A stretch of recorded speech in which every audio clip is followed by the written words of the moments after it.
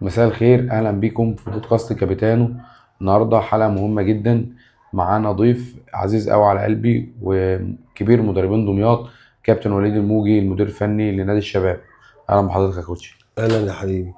النهارده حلقه مهمه بوجود حضرتك معانا، وعاوزين حضرتك تقول لنا رايك في البرنامج والفكره بتاعت البرنامج بتاعتنا. والله الفكرة ممتازة ورائعة ان احنا نظهر الفن بتاعنا ونظهر الرياضة بتاعتنا من خلال حوار مع خبراء او حوار مع مدربين او حوار مع لاعبين او اي مختص في المجال بتاعنا.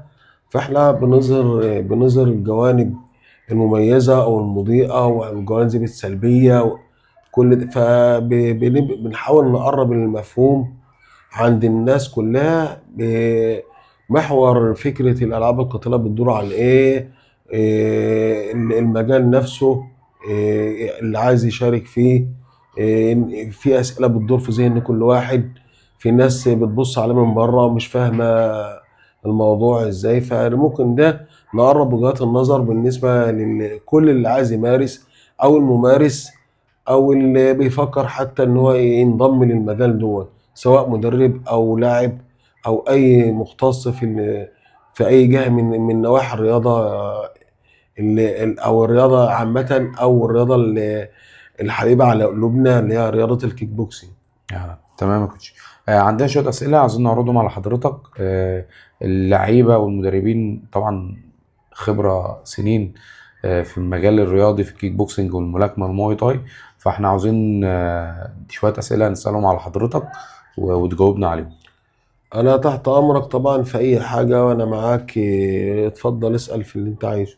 دلوقتي لاعب أو حد عايز ابتدي مجال، ايه الفرق او ايه الحاجة اللي انا اجي اختارها الفرق؟ هي بالنسبه له صعبه. طيب ابص ازاي اقول ان المدرب ده ينفع اتمرن معاه والمدرب ده لا ما ينفعش اتمرن معاه؟ يعني في معايير انا اقولها يعني حضرتك تنصح بقى اللعيبه دلوقتي انا بختار مدرب اتمرن معاه.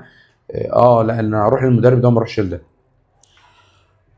اول حاجه يعني انت تشوف المدرب، يعني شوف تاريخه ايه. بالظبط. تمام. تاريخه كمدرب كلاعب كلاعب ولا او كمدرب. كمدرب، يعني الاثنين. اه. تمام. سواء هنا او هنا، شوف التجارب بتاعته شكلها ايه. شوف لعيبته او وشوف اللعبه بتاعته، تعامله مع اللاعبين، انجازاته ايه.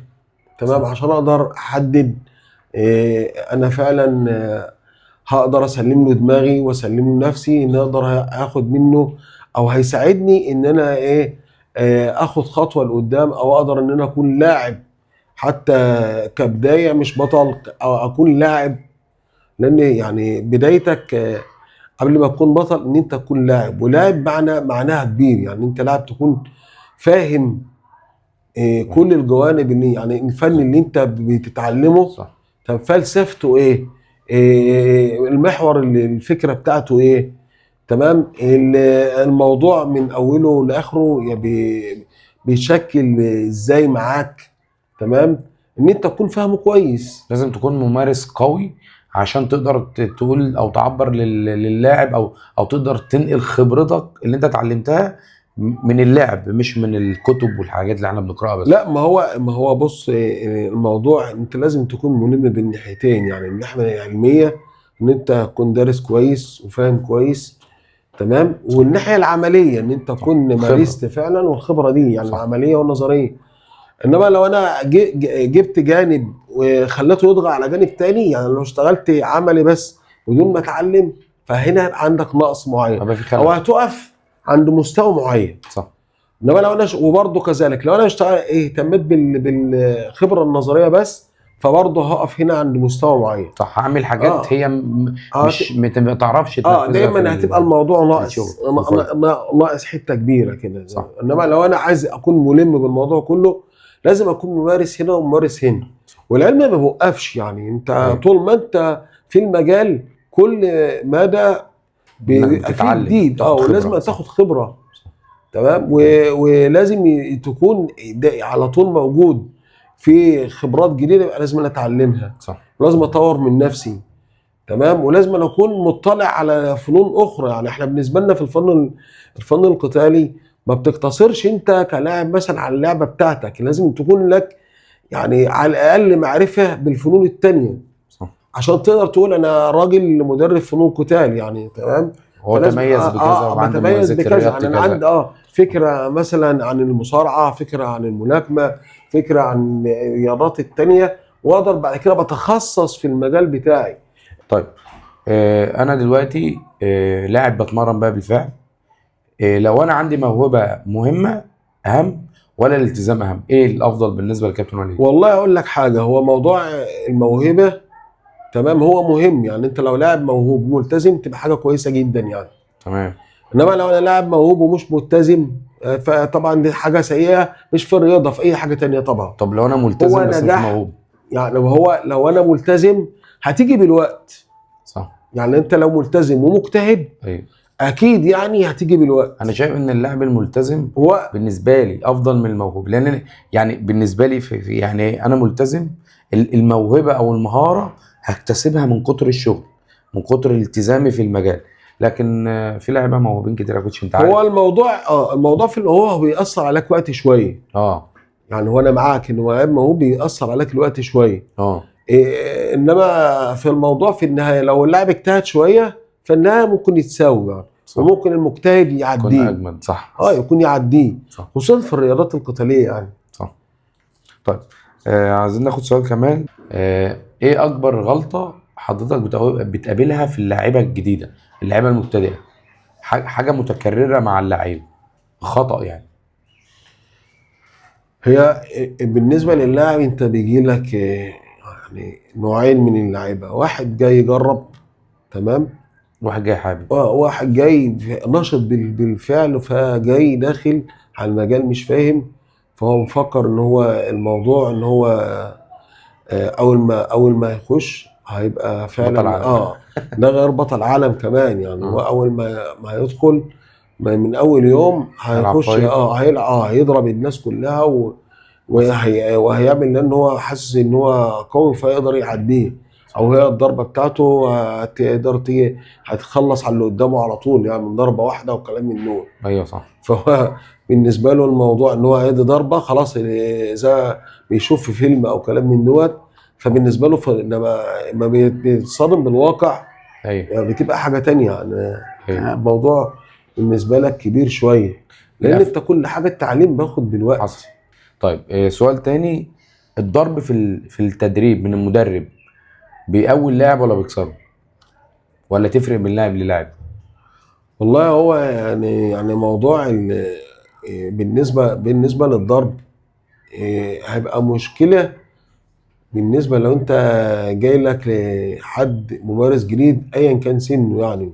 تمام. فبالنسبه له هنا الموضوع ممكن يبقى مشكله خالص. يعني انت ممكن تكرهه في اللعبه خالص، وبدل ما تيجي تكتسب واحد مارس رياضه وممكن يكون في يوم من الايام بطل، ان واحد كره الرياضه وكرهك وكره الناس اللي بتلعبها خالص يعني. حصل. امتى كابتن وليد حس انه مربي قبل ما يبقى مدرب؟ هو الحمد لله يعني موضوع مربي دي، لان هو غير ان انا مدرب وانا مدرس تربيه رياضيه تمام. فموضوع مربي ده بادئ من اول الحياه العمليه بالنسبه لي. تمام. فعمرهم من الاثنين الجوانب ما اختلفت مع بعضها انت كمربي. وهو على فكره يعني المدرب انت بتاثر دايما في اللاعب اللي قدامك تاثير كبير قوي. صح. فلو انت فعلا خدت ان ده وان انت تكون مربي فده انت بيطلع الموضوع بالنسبه لك ان انت اكتسبت لاعب كويس جدا يعني. واثرت في حياته واثرت عامة. فيه، لان طبعا انت تاثيرك على اللاعب كبير جدا يعني. صح. هو شايفك دايما قدوه قدامه، شايفك دايما البطل اللي هو ما بيغلطش، الهيرو اللي هو بتاعه حصل. اللي هو ما بيغلطش، ما بيخسرش، فاهمني؟ صح. حصل. طيب ايه اكبر مشكلة بتواجه المدربين في مصر؟ ما هو ثقافة بقى ان انت بتيجي في وقت معين ولي الامر بالنسبة يقول لك لا انا اجيبه في وقت الفراغ بس او في يجيبوا- الفترة مش الصيفيه هدف، بس. مش هدف اساسي. الثقافه الرياضيه مش ايوه، اساسيه. ما هوش اساسيه يعني على ما بالنسبه انها له، اساسيه على ان هو فكره. ممكن يضحي بها في اي وقت، ده اللي نقصد دي بيه يعني. المشكله. حصل. انها انت مش تتعب مش مع حاجه بطل مهمه. وتشتغل وفي الاخر ولي الامر مش حاجه مهمه. اه مع ان لا، هي مهمه جدا. وعلى فكره هو لو متفوق رياضيا هيبقى متفوق في الدراسه. صح. تمام. والناس واللاعيبه الممتازين، تمام، بيقدر ينظم وقته بين الدراسه صح. والرياضه. صح. وعمرها ما بتكون معوق، ولا عمرها بتضيع وقته. ايوه حصل. هو ممكن هو بيمارس رياضه مثلا 3 وحدات تدريبيه في الاسبوع. ايوه. تمام. الوحده التدريبيه من ساعه ساعة. ونص لساعتين. ساعة تمام. ونص. هل هو انت كولي امر، هل هو يعني ممكن في مبيضيعش يومه قد كده في اليوم. الساعه ونص او الساعتين اللي بيضيعهم في الرياضه دول، يعني مش ممكن هو قاعد في البيت قدامك كده يضيعه يتكلم مع حد في تليفون او يقعد على موبايل صح. يقعد ساعتين 3. صح. تمام. فبالعكس، لا، انت هنا لما بيكون له هدف هو بيريحك بعد كده. صح. طب نصيحة، حاجة أخيرة، نصيحة للعيبة اللي موجودة في مصر في وجود الدعم الموجود. طبعا احنا عارفين ان الدعم موجود محدود يعني، فعاوزك تنصحهم نصيحة انهم يكملوا في الرياضة دي. والله اقول يعني ايا كان الدعم وايا كان الظروف، انت لازم يكون لك حلم وتقدر تكمله. مفيش حد، حتى الابطال اللي انت بتشوفهم خارج مصر، لا في الدول اللي انت مفكر ان هي فيها دعم وكلام من دوت، معناش يعني. وهات اي مثال حد ان هو كان يعني خصوصا في الرياضات القتاليه عندنا، ان هو اغلب الممارسين لها ما همش الفئه العاليه قوي من المجتمع يعني. تمام. تمام. اه فبص على اي لاعب بطل هتلاقي رحله معاناه. صح. تمام. في فهي الاخر بتلاقي فهي يعني. هي دي اللي بتكون، هي اللي بتنمي وبتخلي اللاعب عنده الصلابه وعنده التحدي انه يقدر يكمل. صح. تمام. فهو الموضوع لو انت اخدت بقى كل حاجه عندك على موضوع الدعم وكلام من ده، فانت اكيد مش هتمارس حاجه خالص مش يعني. هتوصل لحاجة في الاخر. اكيد يعني. صح. فهو انت ابدا بس اول خطوه وابدا واشتغل على نفسك كويس وكمل حلمك واقدر وخليك وراه يعني. ما تستسلمش. انت راجل مقاتل يعني. يعني انت بتتعلمه ان انت لاخر ثانيه بتفضل عندك الحافز ان انت تلعب. لان ممكن انت عندنا بالنسبه لنا ضربه واحده بتخلي اللاعب بطل، وضربه واحده بتخلي اللاعب يخسر. حصل. صح. فانت لاخر ثانيه انت دايما الفوز متعلق معاك. صح. تمام يا كوتش. اولا احنا بنشكر حضرتك على وجودك معانا النهارده. بجد استفدنا من حضرتك جدا. وجود قامة زي حضرتك، خبرة سنين في مجال فنون قتالية الكيك بوكسنج ومختلفات الرياضات المشابهة، المواي تاي والملاكمة. بإذن الله ما تكونش آخر مرة، ودايما معانا نقدر نستفيد من حضرتك. والله انا مبسوط بالموضوع نفسه. وده حاجه كويسه جدا يعني. بس هو في نقطه بس اخيره، انا بنصح بها المدربين خصوصا الشباب. اولا ما تستعجلش على اللاعب ان انت تدفع بيه في البطولات الا ما تخسره. يكون الا ما يكون جاهز كويس جدا يعني. صح. تمام. ما تحسبهاش الموضوع لا ماديا ولا ان انت بعدد او كلام من دوت، مقابل ان انت تكسب اللاعب لاعب. تكسب لاعب. لان انت ممكن لو استعجلت على لاعب وهو مش فاهم، فانت كده خسرته واخدت حصل ان انت اللي هيطلع يبقى بينقل تجربه سلبيه عن الرياضة لناس نفسها. ممكن يكون واحد عايز يمارس. فانت هو من تجربته السلبيه معاك بدأ بقى هنا يدي انطباع سيء جدا عن الرياضه، وده مش صح. ايوه. فدايما كل حاجه بتيجي بالوقت. واصبر على اللاعب. انت ممكن يكون يعني مش دايما ما بحكمش على اللاعب في الاول. ياما في لعيبه مرت عليا في اول ما بدات تلعب كان باين ان هي ما بتتعلمش او اخذت وقت كبير وما جابتش نتيجه او كلام من ده، فكنت بصبر عليها. تمام. وفي النهايه بيبقى احسن من اللي هو بادئ معاك من الاول وشغال وانت مبسوط بيه ممكن ما يكملش معاك. صح. فدايما ما يبقاش حكمك سريع.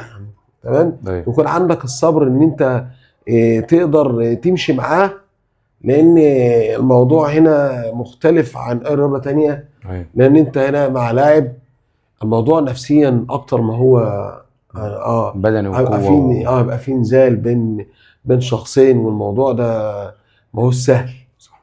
فان انت يبقى اللاعب فاهم ايوه تمام، وممكن المدرب يفهم. ويبقى مدرب فاهم ان هو الموضوع مش سهل بالنسبه له، فيبقى معاه الوقت يعني. شكرا يا كابتن، شكرا على وجودك معانا، وباذن الله دايما مستفيدين من حضرتك ونتعلم من حضرتك دايما يعني. والله ان شاء الله وربنا يكرمك كده وكمل في الموضوع دون، ودي حاجه كويسه جدا يعني، ان احنا بنقدم حاجه نافعه للناس يعني، ايوه وكل نافذه لكل واحد يقول رايه. تمام. حتى لو اختلفنا فيه او كلام من دون، صح وكل واحد قدم خبراته. صح وده بتسري الحياه يعني، وبتخلي الموضوع دايما في فكر بيتبادل وافكار وخبرات. تعرف المدرب ده على ايه، طبعا وكل ايوه واحد فكره اكيد ودماغه. يعني. صح احنا كلنا طبعا. بنتعلم من بعض، صح الانسان طول ما هو عايش بيتعلم صح يعني. فدي حاجه كويسه جدا.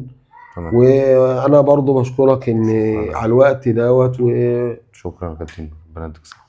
وان شاء الله يعني تكون موفق في مشوارك، بإذن الله. وانت من المدربين الناجحين يعني شكرا يا هنا. كابتن، ده واللي في شهادة أعتز الفترة بيها. وفي الفترة ديت عملت انجازات كويسة جدا يعني. كله بتعليمك طبعا يا كابتن يعني. وشايف عندك ابطال مبشرة بالخير بصراحة يعني. ربنا يديك الصحة. انا متابع معاك جامد ودايما معاك طبعا على طول. طبعا خطوة بخطوة. فطبعا اللي يعني في هتاخد بالوقت، الناس اللي معاك دي مع الوقت هتبقى حاجة كويسة قوي يعني.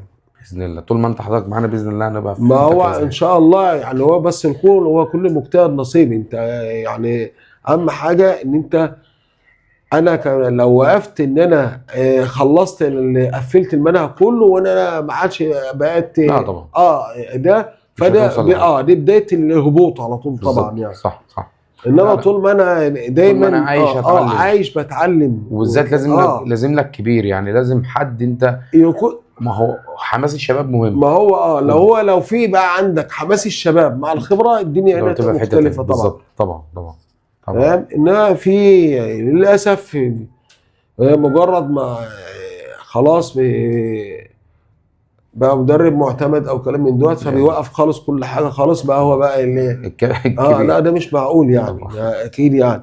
طبعا. الخبره دي بتتكون في سنين، ايوه طبعا. مش في يوم وليله. صح صح. شكرا يا كابتن.